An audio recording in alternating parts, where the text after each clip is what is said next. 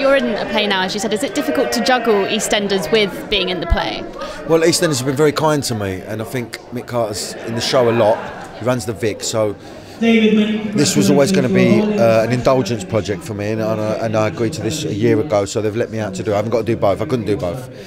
What I do realise is that you're using totally different muscles with a play. Because with soap and with the amount of dialogue you learn, you retain and you delete, Whereas with Harold's work, especially, you absorb it. You've got to, every comma, full stop, you have to say every word. I can't change any of the dialogue, and that's been quite difficult to shift. So I open on the 31st of this month, and I'm working with Martin Freeman, who I love. Brilliant. It's a two-hander. But it's a big ask, you know. It's a great play, though. It's a gift for me. All that anxiety, I've got to get rid of it. I've got to get rid of it and just start to believe in myself and go, right, enjoy it. Back to EastEnders with Mick Carter. It looks like it's going to be quite a big year for him, because there's rumours he might be having an affair this year. Who told you that? I just thought he's getting cosy with Megan, the new football coach. Do you think... Oh, no. Well, listen, like I said, I've been away for a couple of months, and when I come back in March, real time, I'm going to sit down with Kate and John Sen, and we're going to discuss where we're going to go. I'd like to get a couple of my kids back in the show. Maddie Hill would be great, and Danny Boy, Hatchard. I think they're missed. Yeah. So I'm quite intrigued to see what she's got planned, Kate. She's got a lot of plans, but at the moment I'm so out of the loop, so I couldn't really tell you what's going to happen with Mick.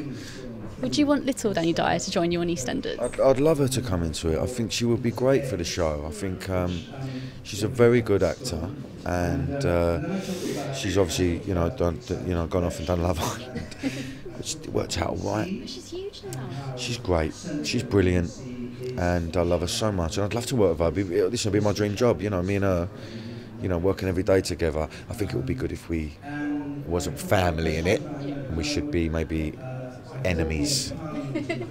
Don't know how that would work. Mick Carter being an enemy of a sort of 20-year-old girl. I don't know. Because I think it's more exciting to play if you're sort of like that with somebody. Well, yeah, but it gives us there's lots of different dynamics to that. And I'd like to see her playing a little naughty. Do you know what I mean? Yeah, like a new Cat Slater. Yeah. The new little Stacey Slater on the scene. I think she'd be brilliant. And you're so popular in your own right. I mean, you've got Danny Dyer's Right Royal Family coming up. You did Have I Got News For You, and you were so popular on that. Have you ever considered kind of leaving soap behind to do more solo projects, or is this very much what you want to do? I don't know. I've been around for a long time, mate. And my career's took this weird sort of turn. And you're a bit of a political commentator. Yeah, and I didn't mean to do that. I'm really not that political. I don't really understand. Well, like nobody does really. So I don't know. I tapped into something on G&B. I don't know what it was. I just feel that we've all got an opinion on this Brexit thing, as much as everyone is going insane over it.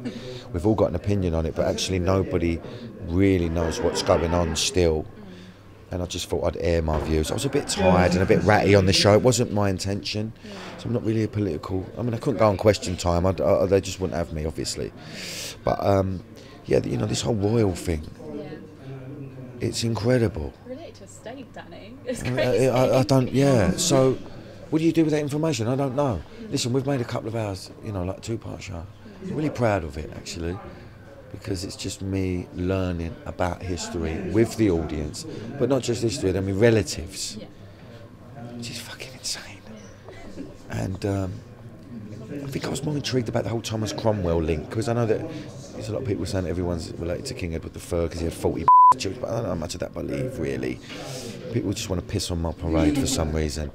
But I'm really proud of this show. I really am. I think it's different. It's got something about it, and I hope some people learn a little bit about British history. I did. But for now, you're still very much EastEnders. EastEnders through and through. Do you know what I mean? So that's my home really, and they're very kind to me. They let me flit off and do other little stuff now and again, but you know, I know where my bread's buttered. And with your, speaking of your history show, you are in it and you do have your family in it as well towards the end. Would you ever consider doing a Danny Dyer or the Dyer family reality show? Nah, it's not really my thing. You know,